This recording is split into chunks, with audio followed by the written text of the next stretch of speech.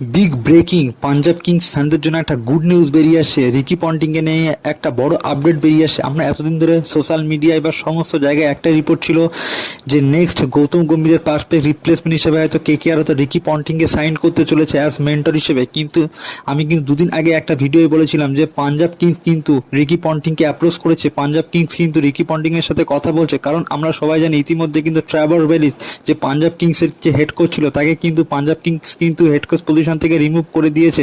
তো সেই Trevor বেলিসের perfect replacement হিসেবে কিন্তু তারা কিন্তু রিকি পন্টিং এর সাথে অলরেডি কথাবার্তা চলছে।